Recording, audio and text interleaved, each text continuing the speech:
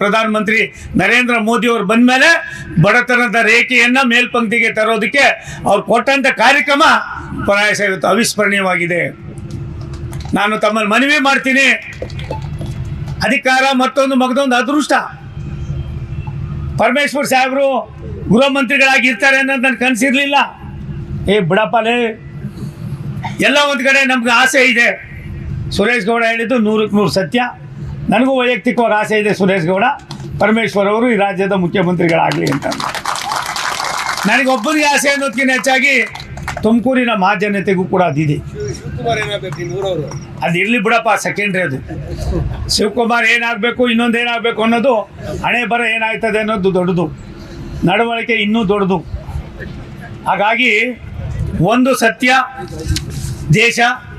ದೇಶದ ವ್ಯವಸ್ಥೆಯಲ್ಲಿ ಬಲವರ್ಧನೆ ಆಗೋದಕ್ಕೆ ಏನೆಲ್ಲ ಮಾಡ್ಬೋದು. ನಾನು ಅನಿರೀಕ್ಷಿತವಾಗಿ ನಿಮ್ಮ ಜಿಲ್ಲೆಗೆ ಬಂದೆ.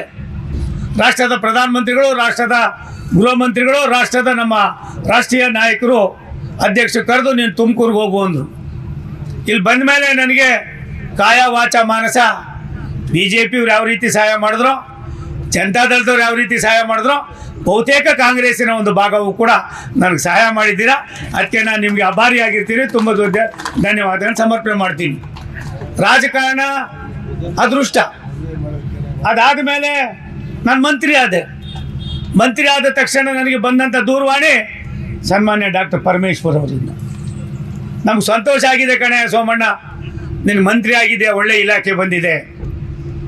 ನಾನು ಯಾಕೆ ಇವರು ಪದೇ ಜಿಲ್ಲಾಧಿಕಾರಿಗಳಿಗೆ, ನಮ್ಮ ಜಿಲ್ಲಾ ಪಂಚಾಯತಿ ಮುಖ್ಯ ಕಾರ್ಯನಿರ್ವಹಣಾಧಿಕಾರಿಗಳಿಗೆ ಹೇಳುವೆ, ನೀವು ಎಷ್ಟು ದೂರ ಆಯ್ತೀರೋ ಅಷ್ಟು ದೂರ ನಾವು ಕೇಂದ್ರ ಸರ್ಕಾರ ಇರ್ತೀವಿ, ನೀವು ಎಷ್ಟು ದೂರ ಹತ್ರಕ್ಕೆ ಬರ್ತೀರೋ ಅಷ್ಟು ದೂರ ನಾವು ಹತ್ರ ಬರ್ತೀವಿ.